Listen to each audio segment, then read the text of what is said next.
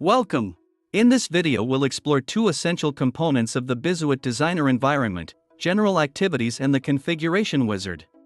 These features allow users to configure tasks like connecting to external systems, all without needing any programming knowledge. General activities.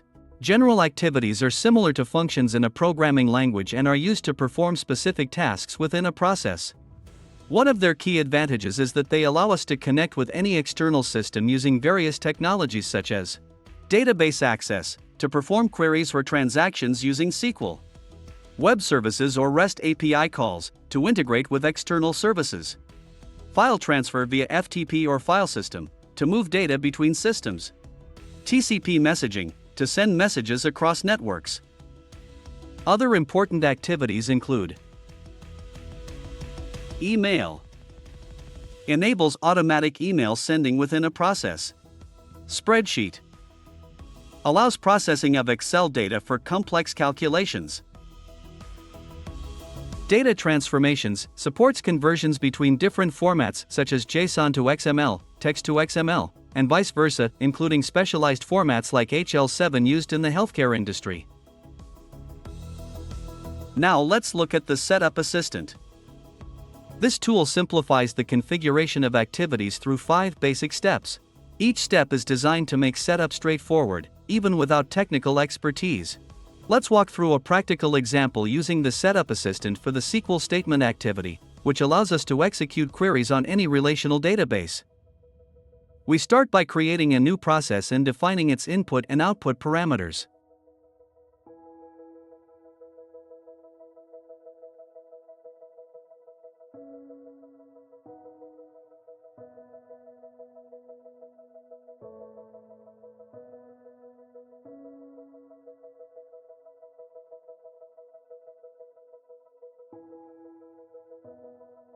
Next, we drag the SQL statement activity into the workflow and double-click it to launch the configuration assistant.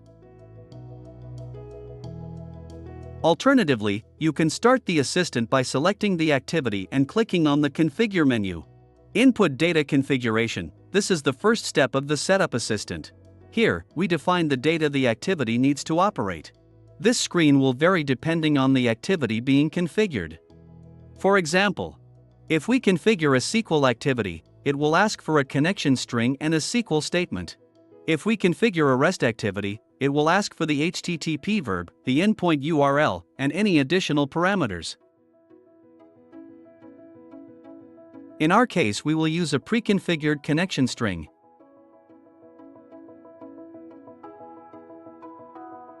And specify that it connects to a SQL Server database. For other databases, you can use ODBC or OLEDB connections. We'll also write the SQL statement to be executed, for example retrieving all clients from a specific country.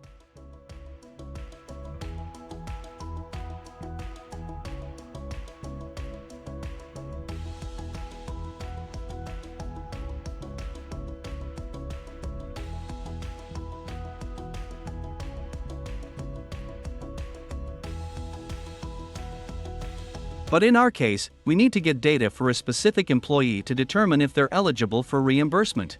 So we'll write the following query. Select asterisk from employees,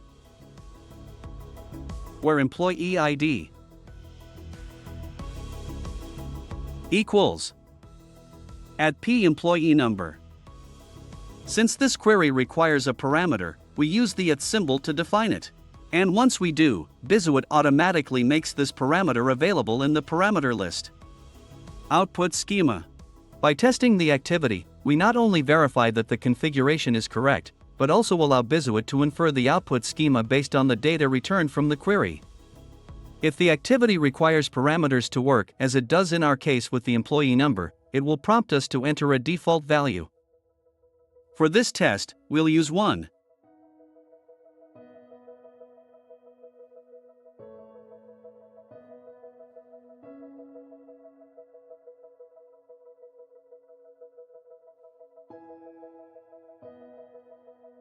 Selecting data sources. In this step, we define the data sources that will populate the query parameters. These can come from process variables, input parameters, or the results of previous activities. In our case, we'll use the employee number parameter.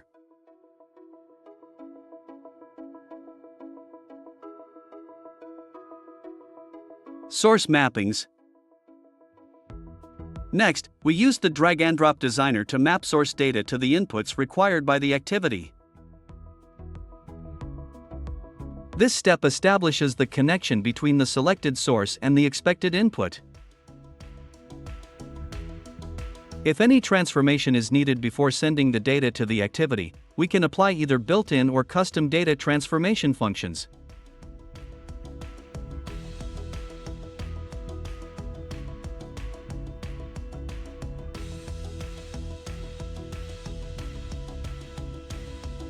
Finally, let's move on to output mappings. This step links the results of an activity to specific variables or parameters.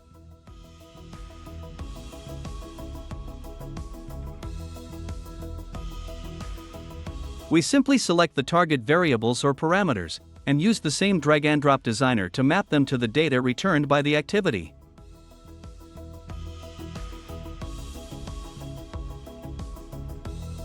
Here too, we can apply transformation functions.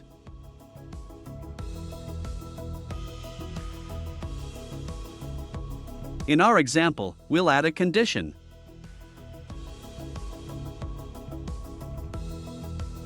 If the employee's country is USA, the output parameter of the process, called reimbursement available, will be set to 0. Otherwise, it will be set to 1.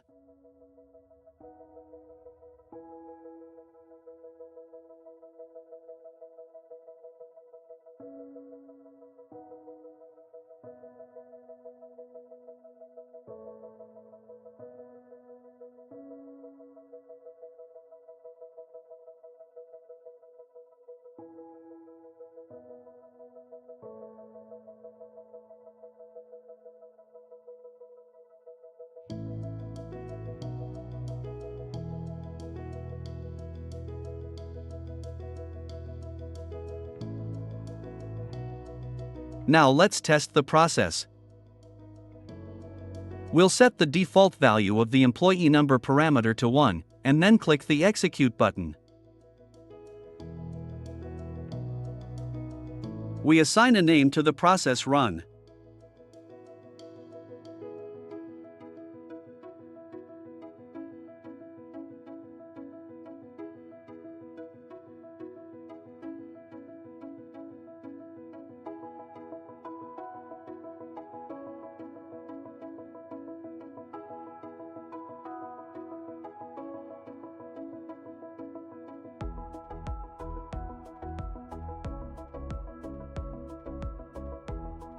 And on the right side, we can view the input and output parameters.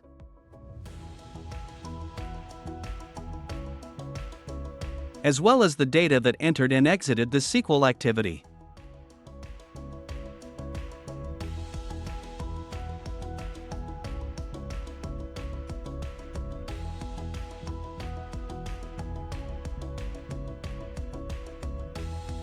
Since employee number 1 is from the USA, the refund available output parameter is 0, as expected. This means our output transformation function was executed correctly.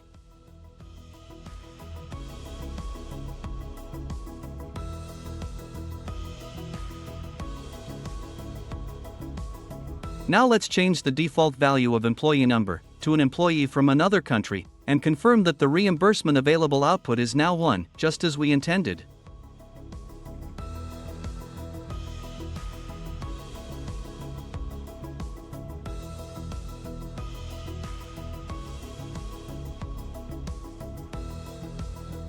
Thank you for joining us. See you in the next video.